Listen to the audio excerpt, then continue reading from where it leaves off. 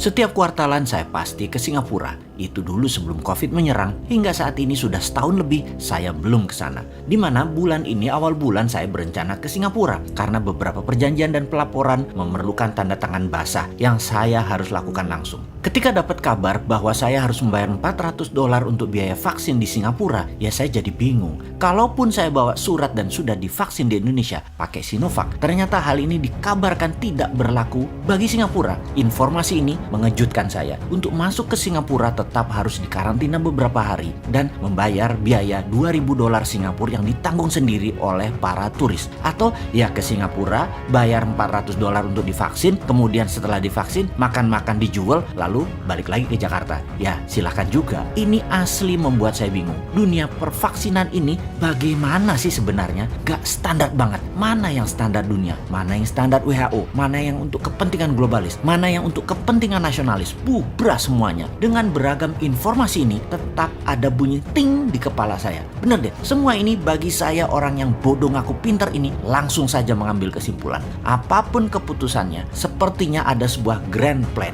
bagi semua manusia untuk tidak lagi bisa dengan mudah melakukan cross border country, menyeberang ke negara satu dengan lainnya untuk waktu yang lama. Manusia di lockdown di negara masing-masing. Menyeberang ke negara satu ke negara lainnya sampai 1 hingga 2 tahun ke depan seperti dulu lagi itu dibatasi. Hal ini pastinya akan membuat ekonomi dunia slowing down. Kalau ekonomi dunia melambat, bergerak turun, ini berbahaya. Bagi pemikiran old mind, ini berbahaya. Bagi yang tidak peduli, ini lebih berbahaya. Bagi yang tidak paham, lebih ambiar lagi. Apalagi yang tidak paham dan tidak peduli adalah yang punya power bernegara seperti para politikus dan pejabatnya. Namun bagi New Mind ini adalah peluang. Inilah yang kita nantikan untuk menatap perekonomian, kesehatan, dan kedaulatan bangsa Indonesia. E-rupiah dan digital payment serta printing money ambil momentum sekarang. Saya tahu sekali di pejabat negara saat ini banyak yang menantikan keberanian pejabat terasnya untuk bertindak ala New Mind. Sabar ya, kita ini para New Mind siap kok berkontribusi untuk negara. Oh ya, ini juga bukan mentang-mentang Bosman punya emas digital payout system yang namanya dinaran loh ya. Kita ngomongin mempromosikan e-rupiah dan digital money, bukanlah. Tapi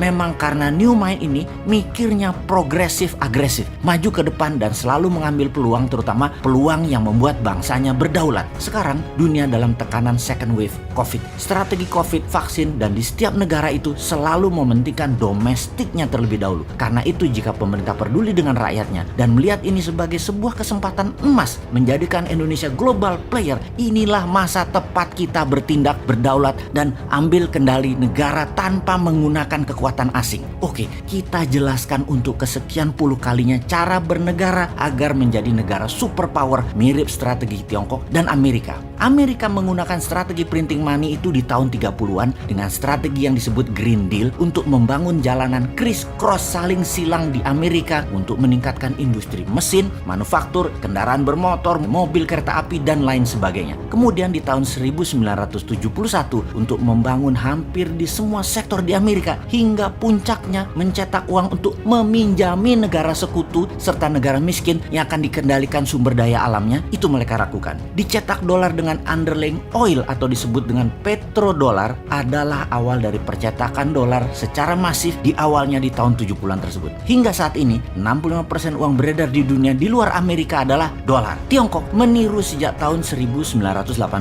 Dalam 20 tahun hingga tahun 2008, Tiongkok membangun gila-gilaan negaranya, membangun dam, jaringan listrik, power plant, jalanan, perumahan, pertanian, teknologi, dan jutaan industri rumahan untuk membanjiri dunia dengan produk-produk Tiongkok. Semua ini menggunakan renminbi yang hanya beredar di dalam Tiongkok. Sekali lagi, ini harus huruf besar dan kapital, beredar di dalam Tiongkok. Jadi kembali ke peluang Indonesia ke depan bagaimana? Lakukan apa yang Amerika lakukan, lakukan seperti apa yang Tiongkok lakukan. Printing money berbasis 100% produk lokal untuk industri, manufaktur, dan produsen barang. Semuanya menggunakan e-rupiah dan digital payment system. Pasti di tahun 2045 Indonesia negara superpower. Wah, ini ora jal.